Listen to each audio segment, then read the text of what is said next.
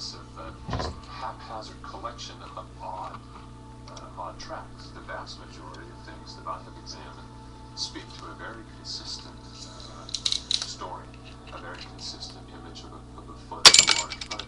The question of faked footprints is always considered, but Meldrum believes the vast majority of prints couldn't be created by the average prankster. I think I'm in a very good position to discriminate between a blatant hoax and something which, to my eye, is very credible. They do suggest or indicate the existence of a species of bipedal giant ape on the North American continent. With these fake footprints, consistent eyewitness accounts, and a startling piece of film, Bigfoot researchers believe they're amassing a solid body of evidence. But critics are quick to point out inconsistencies, even between casts from the same footprints.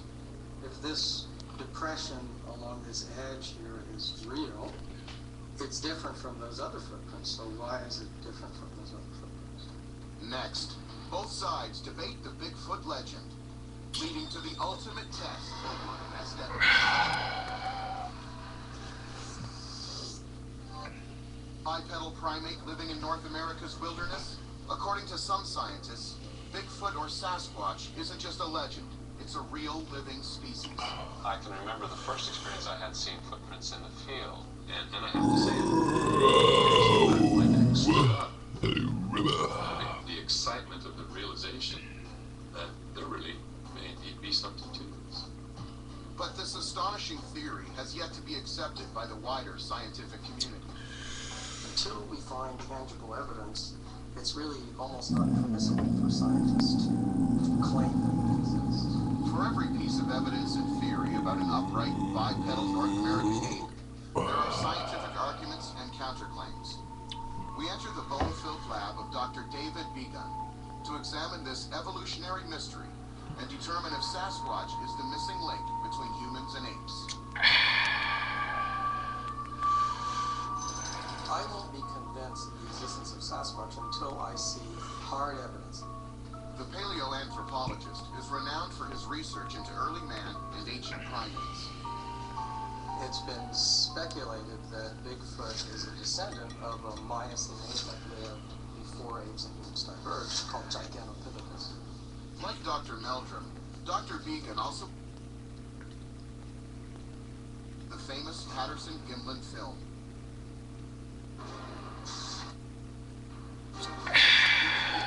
Dr. Begun noticed discrepancies. Alleged Sasquatch prints. Here you can make out all the separate toes.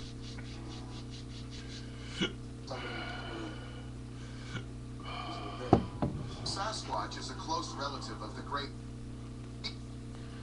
toe is not divergent. I mean, it's a foot, that's more like...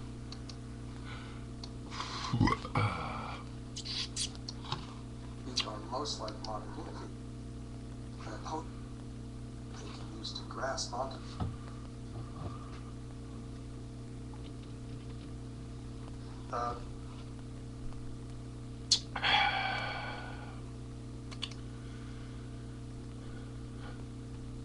Keep us erect while standing.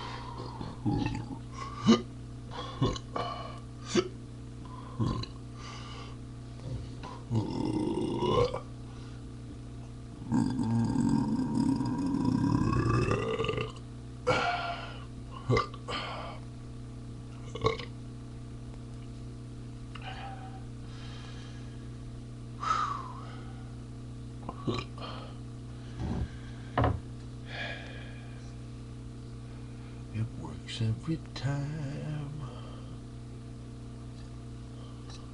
Colt 45.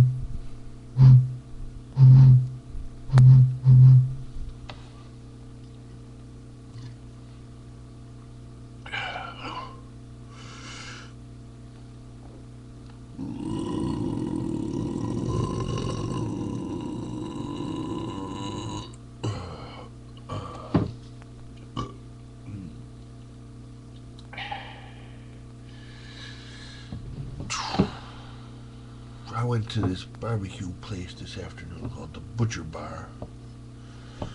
I thought they would be serving beer, being that it was called Butcher Bar. I guess they planned to serve beer, but for some reason it's going to take them at least 4 months to be legally allowed to sell beer at this place. Now, don't get me wrong, I mean, great menu and everything, but when you go in there and you think, you know, I'm going to get some ribs or a steak or whatever, you assume you're going to have a beer with that. And when the hardest thing they got is Coca-Cola, it doesn't cut it. Because beer just goes really good with grilled meat. You know, those two things go together. Anyway, I got a bowl of chili. Pretty good bowl of chili as far as that goes, you know, I mean, but everybody's got their own recipe. It wasn't a fantastic bowl of chili. It wasn't like an out of sight, amazing bowl of chili, but it was a good bowl of chili.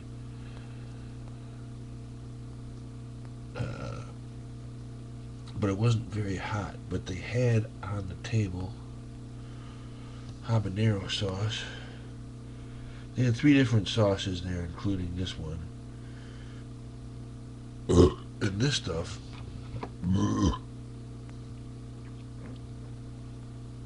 was really good. It perked up the chili. It was the ticket. It really was just what was needed at that occasion. The habanero sauce. And I don't know if you can see it because of the light reflecting and shit, but there's a little skull and crossbones on the label. So they sold me a bottle of this stuff because it's some of the hottest hot sauce that I've ever had that was actually sitting on the table at the restaurant to be used. It's hot. It tastes delicious, but the heat, there's a slow build up. And about 5 minutes after you start eating it, you really start feeling the heat. You know, oh damn, this really is hot. And you just gotta ride it out.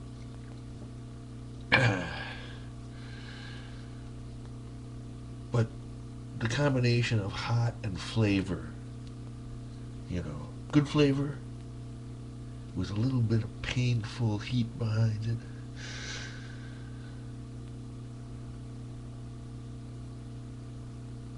Substandard hot sauce is easy to find, but good quality shit. These guys make this stuff themselves on the premises, so I had to buy some of it. You can see they gave it to me in one of the plastic dispensers that you, like, they didn't even have their own little glass, you know, bottle and like fancy label with the picture and or anything. You just got the squirt bottle, which is habanero and has skull and crossbones on it. But this stuff is good. It'll clear your sinuses. It's delicious. Definitely good in a bowl of chili, especially if it's a bowl of chili where for some reason they held back on the peppers and you need to spice it up.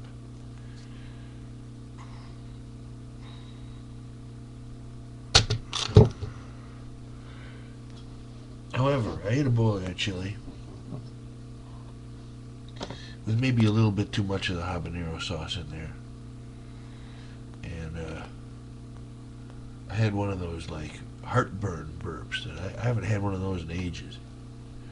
But it was like, and then, you know, like it burns the back of your throat. And you're like, you can't breathe for a second. It's like all acidic and bad. Well, yeah, I had one of those heartburn burps. And it was a little bit scary.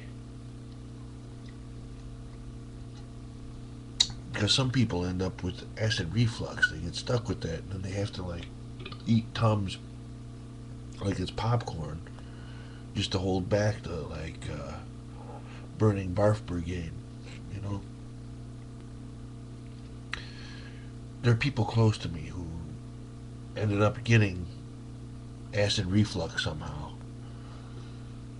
I don't know how, because it's not like they eat hot peppers all the time like I do.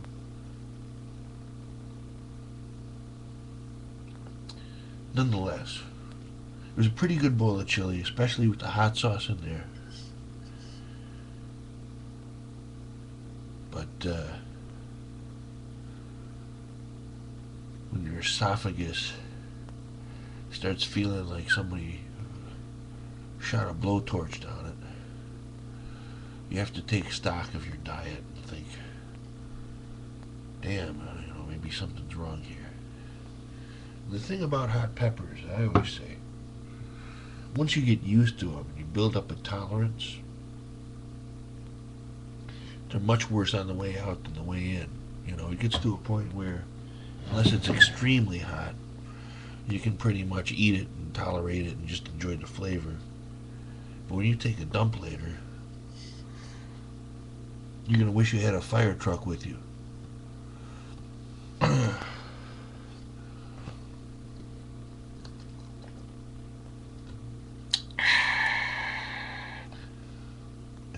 All praise is due to Lando Calrissian